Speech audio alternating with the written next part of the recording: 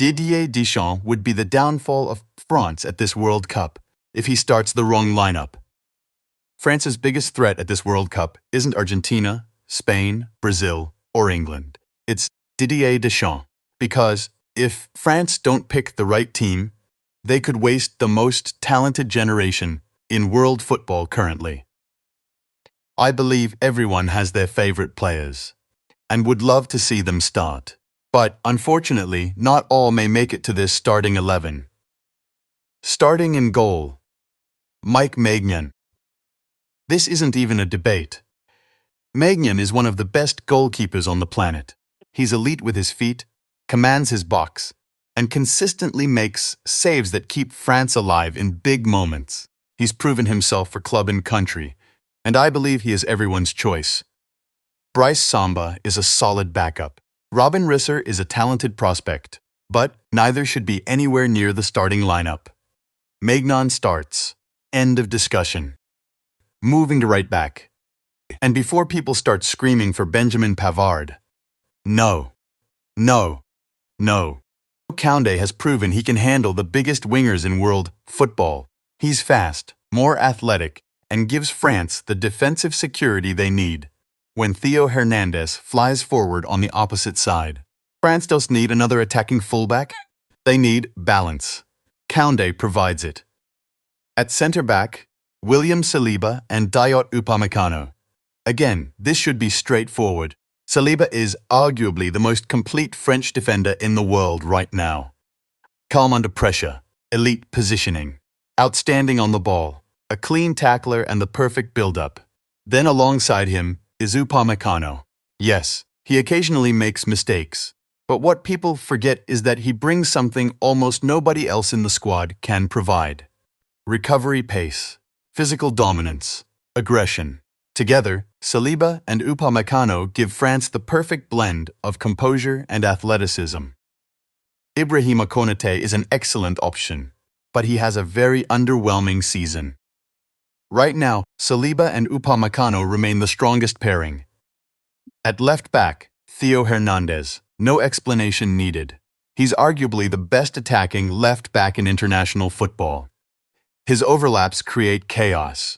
His pace stretches defenses, and his partnership with Mbappé down the left side is absolutely terrifying. Now let's talk about the midfield. At defensive midfield, Aurélien Tchouaméni starts. Again, no debate. He's France's defensive anchor, the player who protects the back four, the player who controls transitions, the player who allows everyone else to attack. He's the only anchorman in the squad. And considering how France plays, Tchouaméni is the perfect option. But alongside him, Manu Koné. And this is where some people are going to lose their minds, because many fans would start Adrien Rabiot. Others would throw N'Golo Kanté into the lineup. I wouldn't start either. Here's why. Rabiot is a very good midfielder, but France doesn't need just very good. Over time, it's proven that Rabiot doesn't progress the ball fast due to speed. France needs a quick ball carrier. They need quick thinking. They need dominance. They need intensity. They need fresh, strong legs. They need someone who can cover huge spaces and drive the ball forward at speed. That's Manu Koné. He's more explosive than Rabiot, more dynamic than Rabiot, more aggressive than Rabiot. And most importantly, he can match the athletic level of the world's best midfields. As for Kanté, let's be honest. This isn't 2018. This isn't even 2022.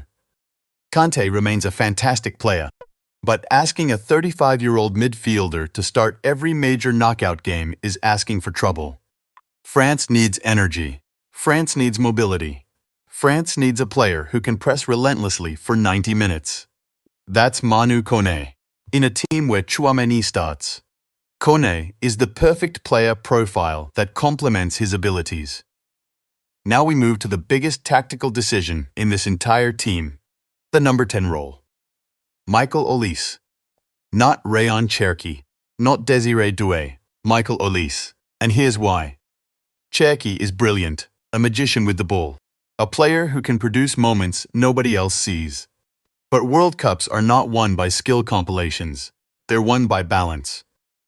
Olise gives France creativity without sacrificing structure. He is covered defensively for him, not to worry about losing the ball. He's more disciplined positionally. He understands when to speed the game up and when to slow it down.